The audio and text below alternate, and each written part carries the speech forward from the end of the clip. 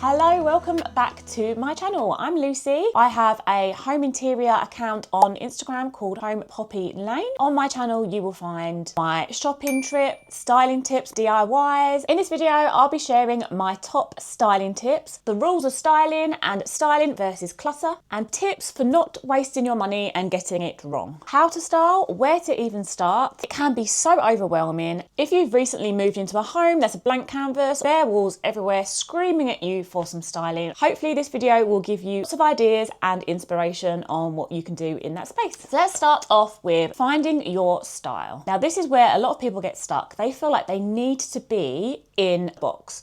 Minimal, farmhouse, modern, you don't need to. You just need to find what you're drawn to. So when you're out shopping, are you going for more neutrals, bold colours? Or when you're scrolling Instagram or Pinterest, are you drawn towards dark wood or lighter wood? Really bold, bright colours or soft, minimal, feel a little more cozy or minimalistic. So it really depends on what you're drawn to. You don't have to fit into a style. I wouldn't really say I have one particular style. I have some rooms that are very minimal, soft, calming, airy, and then I have more rooms that I like to make a statement in. So you really don't have to fit into a box. Experimented in my downstairs bathroom. I've gone really dark and moody and I absolutely love it. So I've started off with a small room like that, and maybe I might bring that throughout the house. Just find what you like. Most importantly, what is practical for you and your home. Just start off neutral and then add colour into it. So your neutral base, so neutral walls, neutral floor,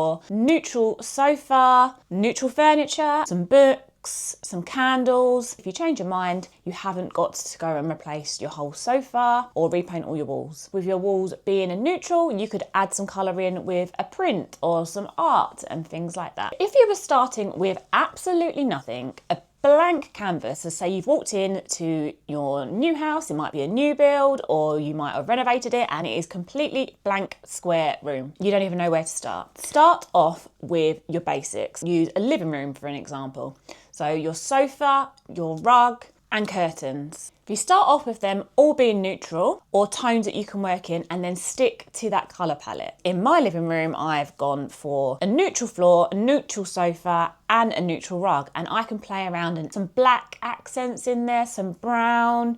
You can experiment with popping different pops of colour within flowers, faux flowers, plants, and then add in some greens. Get your base, your sofa, your rug and your curtains. Rugs make such a difference in a space. You want your rug to be big. Not big where it's going to drown the whole room. You still want to see your floor, but you need it to go under legs of your furniture to make it look right and fit in the space. I would say though, play it safe if you're new to styling your home and go for something neutral and then add in more colour if you want to add more colour and textures with throws and cushions and things like that. Then experiment by bringing in lamps, cushions, baskets, with a candle, a tray, a book. Just slowly bring in different things. Always start off with your big pieces first. Don't start buying little bits of accessories before you've even got your main furniture like your bed and your sofa, your rugs. So say you've got to that point and you have that little bit of styling, but then you have big empty corners or big empty walls. Where do you go from there? Depending on the size of your wall, a beautiful console table, which is another area that you can style.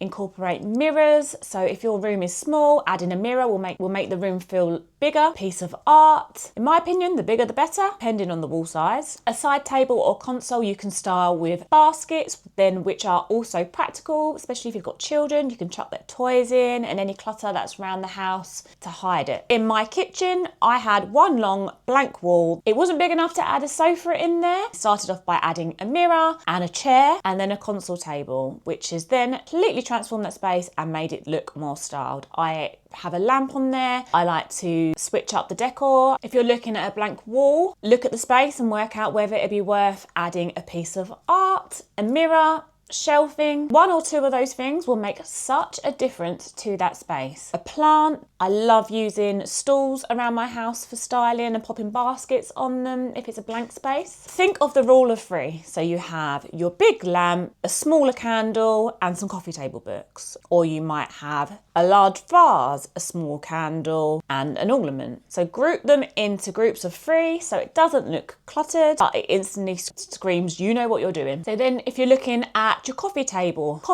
books, a candle and a small plant, real flowers or faux flowers. I am a fan of both. I have terrible hay fever. You can probably tell at the moment. I do have a lot of faux plants. The way to make your faux plants look real, if it's in a clear vase, add a little bit of water and then you can instantly make your stems look more realistic. And then they last for years. Empty spaces in your kitchen. I like to prop up a couple of cookbooks along with some chopping boards and maybe a little plant next to it or a candle to make it just feel more cosy and homely. Always step back and edit the space. Sometimes, especially with my media wall here, it can take me a whole week of going backwards and forwards. Obviously not constantly, but I'll be sitting down and I'm like, that doesn't work there. Then I move it around a couple of days later. Nope, still doesn't work there.